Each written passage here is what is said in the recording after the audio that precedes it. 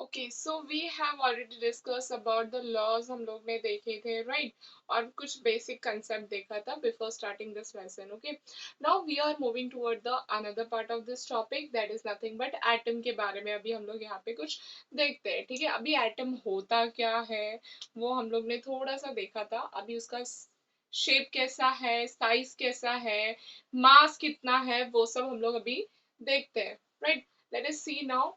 First of all, atom is nothing but what. अभी यहाँ पे जो बीच वाला है, ठीक है, जो बीच में है उसके अंदर क्या क्या है, एक न्यूट्रॉन है और एक प्रोटॉन है. ठीक है, क्या होगा, ये जो बीच वाला सेंटर वाला पार्ट है उसमें एक प्रोटॉन होगा और एक न्यूट्रॉन होगा. ठीक है, जो ये प्रोटॉन है वो कैसा होगा, proton is a positive charge होगा. और ये जो न्यूट्रॉन है, अभी नाम से ही पता चला है न्यूट्रॉन, न्यूट्रल, तो उस पर कोई चार्ज नहीं होगा. ठीक है, इट इज व्हाट, न्यूट्रल. वो कैसा होता है, न्यूट्रल होता है. ये दोनों प्रोटॉन और न्यूट्रॉन, ये दोनों मिला के क्या बनते हैं, nucleus. It is a centre part of an atom. Okay, फिर उसके बाजू में क्या रहता है, जो न्यूक्लियस है उसके आजू बाजू सराउंडेड क्या रहते हैं, ऑर्बिट्स रहते हैं. क्या रहते हैं, ऑर्बिट्स रहते हैं. और उसको हम लोग क्या बोलते हैं, शेल भी बोल सकते हैं. इसको क्या बोलते हैं, ये जो है उसको क्या बोलते हैं, शेल्स बोलते हैं. ठीक है, ये क्या होते हैं, शेल्स बोलते हैं. और ऑर्बिट्स भी बोल सकते हैं. ये बीच वाला क्या है, न्यूक्लियस है. ओके, ये क्या है, न्यूक्लियस है. Nucleus which is consist of proton and neutron. Okay, और इसके आजू बाजू में क्या है, शेल्स है. शेल्स के अंदर क्या है, नेगेटिवली चार्ज इलेक्ट्रॉन. क्या रहते हैं, नेगेटिवली चार्ज इलेक्ट्रॉन्स ट्रैवल करते हैं. ओके,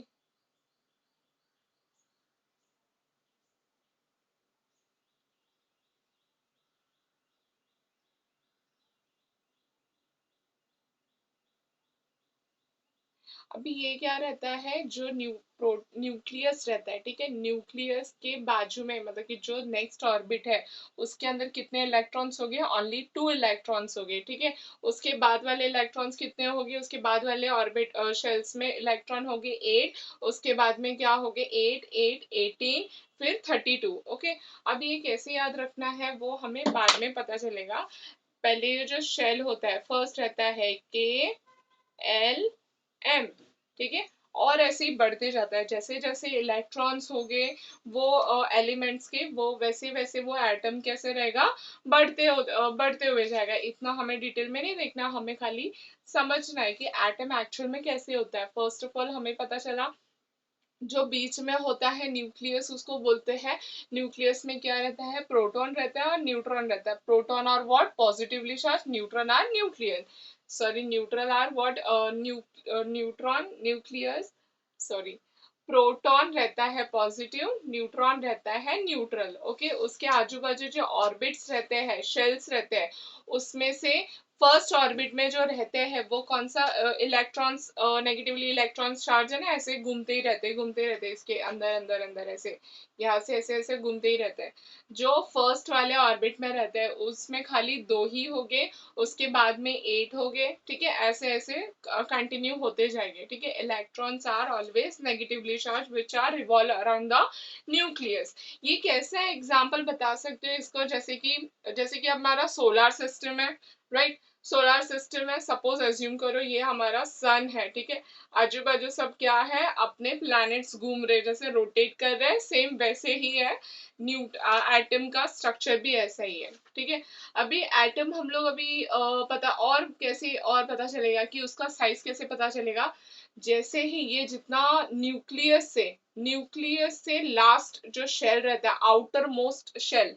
ठीक है, लास्ट उसको हम लोग बोलते हैं आउटर मोस्ट ऑर्बिट भी बोलते हैं. ठीक है, ये जो उसका डिस्टेंस रहेगा from the nucleus to that last part, जो उसका रेडियस रहेगा उतना ही उसका क्या रहेगा, उसका साइज रहेगा. ठीक है, जितना जितना बड़ा रहेगा और उतना ऐड होते जाएगा, और बड़ा रहेगा, और एक शेल अटैच हो जाएगा तो और बड़ा हो जाएगा, ठीक है। तो उसको कैसे मेजर करते हैं, from the nucleus to the last orbit, जितना ये रेडियस मिला वो क्या हो जाएगा, उसका साइज हम लोग को पता चलेगा। ऑलवेज रिमेंबर साइज किस में डिपेंड कैसे रहता है, in nanometer, in terms of nanometer में ही उसका आंसर आता है। तो यहाँ पे कुछ एटॉमिक रेडियस दिए हैं तुमको, और यहाँ पे उसका एग्जाम्पल है, जैसे कि हाइड्रोजन एटम है, उसका क्या कितना है एटॉमिक रेडियस, 10⁻⁻10, ठीक है। वाटर मॉलिक्यूल का कितना है, 10⁻⁻9 नैनोमीटर, ओके। नेक्स्ट है हीमोग्लोबिन मॉलिक्यूल का कितना है, 10⁻⁻8 नैनोमीटर। ये सब क्या है, उसका एटॉमिक रेडियस है, ठीक है। So this will may be ask in your exam as an MCQs में ही पूछेंगे, इसके पर कोई न्यूमेरिकल्स बेस नहीं है, so don't worry about that, just remember कि ऐसा हम लोग को पता चलेगा। अभी तुम लोग को पता होना चाहिए, जैसे कि एटम है, एटम मैंने स्टार्टिंग में बोला था, एटम इतना छोटा, जैसे कि अभी ये चौक है, सपोज ये चौक है, चौक को हम लोग क्या करेंगे, ब्रेक करेंगे छोटे छोटे छोटा, एकदम बारीक से बारीक, जब तक वो एकदम ब्रेक नहीं हो जाता, ठीक है, जब तक एकदम छोटा सा टुकड़ा नहीं बन जाता तब तक उसको हम लोग ब्रेक करेंगे, और डिविजिबल नहीं हो सकता, ना ही उसको मैं डिस्ट्रॉय कर सकती हूँ। जो पॉइंट मिलेगा that is nothing but your what, atom, उसको हम लोग बोलते हैं, राइट। वो जो एटम है वो हम लोग अपने नेकेड आई से तो देख नहीं सकते, right? So there are some specific instruments so that we can able to see that atom का एक structure हमें देख सकता है, ठीक है, पता चल सकता है कि actual में atom होता कैसा है। So I'm going to show you that atom actual में कैसे होता है। बहुत सारे लाइक इलेक्ट्रॉनिक माइक्रोस्कोप है, ठीक है, स्कैनिंग फील्ड माइक्रोस्कोप है। So this are the microscopes which can show the image of an atom. तो एक्चुअल में कुछ ऐसे ऐसे देर इज वन लाइक, यहाँ पे एवरी पॉइंट, जितने भी पॉइंट्स है, ठीक है, ये हर एक पॉइंट क्या शो कर रहा है, एटम है, ठीक है। Every single point in this image will showing the atom, okay. Atom का इमेज शो करता है। ये किसमें, आप अगर जब एकदम हाईली और हाई रेजोल्यूशन के जब माइक्रोस्कोप देखोगे तब आपको पता चलेगा कि एटम का स्ट्रक्चर कैसे होता है, ठीक है। As the atom is a very very very tiny structure, we can't able to see in our naked eyes से तो हम लोग देख ही नहीं सकते, right? Now we are going to see the atomic mass. Okay, so we have already seen, उसका size हम लोग को पता चला, उसका रेडियस पता चला, ठीक है। अभी उसका मास देख लेते हैं। अभी मास कैसे पता चलेगा हम लोग को एटम का, एकदम मास अभी अभी सोचो ना आप लोग ही, इतना छोटा सा है जो कि हम लोग और डिस्ट्रॉय भी नहीं कर सकते उसको, ना कि उसको और डिवाइड कर सकते हैं, हमारी आंख से दिखता भी नहीं है वो। तो उसका मास हमें कैसे पता चलेगा कि एटम का कि मास कितना है, राइट। सो अभी वो वो जो लाइक क्वेश्चन था, वो साइंटिस्ट को भी लाइक बहुत ही they are very get disturb from this question, कि how can we find that the mass of an atom as it is non visible to eyes, right. Eyes से हम लोग देख भी नहीं सकते, it is not visible, right. So how can we like उसको weigh भी कैसे करेंगे, तो उसको वेट कैसे लेंगे, तो कैसे पता चलेगा, and all we are going to see now, ठीक है। सबसे पहले ये बात याद रखो, प्रोटॉन प्लस न्यूट्रॉन, जब ये प्रोटॉन और न्यूट्रॉन दोनों न्यूट्रॉन मिलते हैं तो क्या बनता है, न्यूक्लियॉन्स, ठीक है। क्या बनता है, न्यूक्लियॉन्स मिलता है, ठीक है। और ये जो एटम का मास है कहाँ पे रहता है, एटम का मास बीच में जो सेंटर रहता है उसका, उसके अंदर से ही हम लोग को पता चलता है उसका मास। इट इज कॉन्सेंट्रेटेड और इट्स न्यूक्लियस पे ही कॉन्सेंट्रेटेड रहता है, क्या रहता है, एटम का मास। किस पे डिपेंड रहता है, प्रोटॉन और न्यूट्रॉन के ऊपर ही डिपेंड रहता है, क्या, मास ऑफ एन एटम, ओके।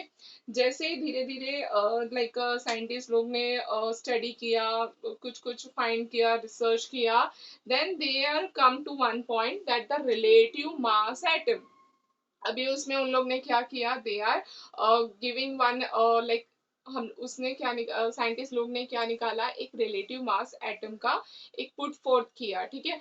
उसमें उन लोग ने क्या बोला, हम लोग एक रेफरेंस आइटम लेंगे, ठीक है। एक रेफरेंस आइटम से हम लोग क्या करेंगे, कंपेयर करके दूसरे आइटम का मास हम लोग बता सकते हैं। वो अभी कैसे उन लोग ने किया, जैसे कि सबसे लाइटेस्ट आइटम उन लोग ने, एलिमेंट उन लोग ने चुना, जैसे कि कौन सा चुना, उन लोग ने हाइड्रोजन लिया, ठीक है।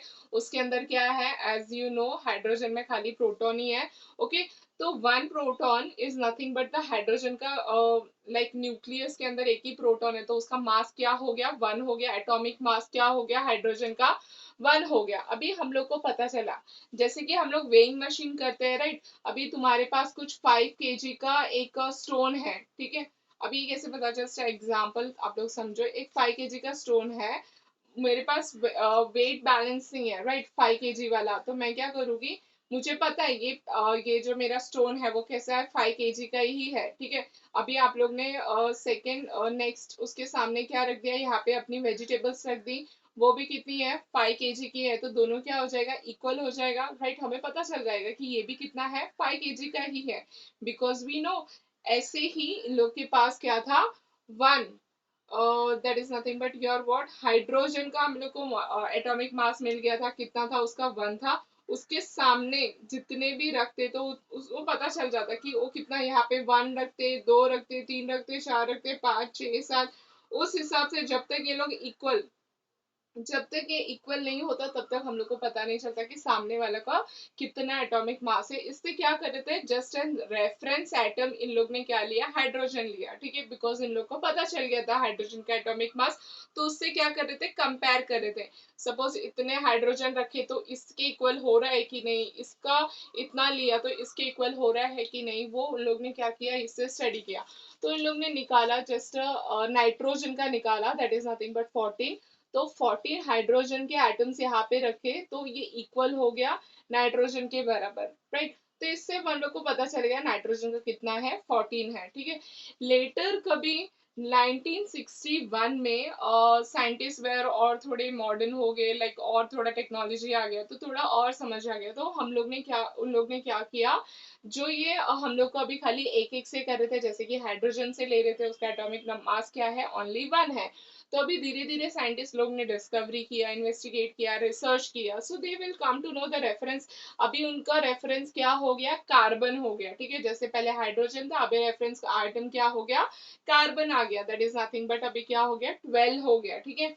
नेक्स्ट जैसे जैसे धीरे धीरे अभी, वैसे ही आप लोग की बुक में एक टेबल ड्रॉन है, यहाँ पे एटॉमिक मास गिवन है, और यहाँ पे एटम्स गिवन है कि कितना कितना एटम्स की, कितने कितने एलिमेंट्स की कौन से एटॉमिक मास नंबर है, वो हमें पता चलता है। From this we come to know कि एटम का मास कितना है, और हम लोग कैसे फाइंड आउट कर सकते हैं। लेटर अभी के आज के मॉडर्न जमाने में अब आप देख लोगे तो उसमें है ना, ऐसे नहीं होता कि रेफरेंस हम लोग कार्बन का ही लेके स्टडी करेंगे, उसको कंपेयर करेंगे।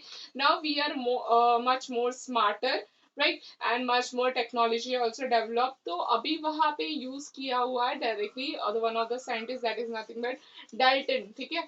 डाल्टन ने प्रपोज किया directly, he has given the weight of इतना होगा तो इतना ही होगा, राइट। उसका एक फॉर्मूला है, आई विल गिव यू। तो उससे हम लोग को पता चलता है, लाइक आज के जमाने में we can directly come to know कि ये एटम का वेट इतना है। No need to compare with the reference का एटम से हमें कंपेयर करने की कोई जरूरत नहीं है, okay. So hope you are getting this atom mass कितना होता है, कैसे कैलकुलेट करते हैं। Now we are going to see the Dalton का क्या है, वो हम लोग देखते हैं। So that is now we have today, आजकल के ज़माने में क्या है, modern technology, modern high accurate method से हम लोग को क्या पता चलेगा, हम लोग को पता चलेगा डायरेक्टली एटम का एटॉमिक मास हमें क्या कर सकते हैं, with in the friction of like minutes में we can calculate the atom का एटॉमिक मास, ठीक है। No need to reference material से हमें क्या करना है, एटम से उसे कंपेयर करने की कोई जरूरत नहीं है। The unit is what, that is nothing but the unified mass उसको बोलते हैं, राइट। उसका सिंबल है U, that is also known as the Dalton, ठीक है। 1U is equal to 1.66053904 into 10 raised to minus 27 kg, ठीक है। From this we can easily calculate the mass of an atom, ठीक है। So hope you clear this mass of an atom. Now we are moving toward the next topic. Thank you.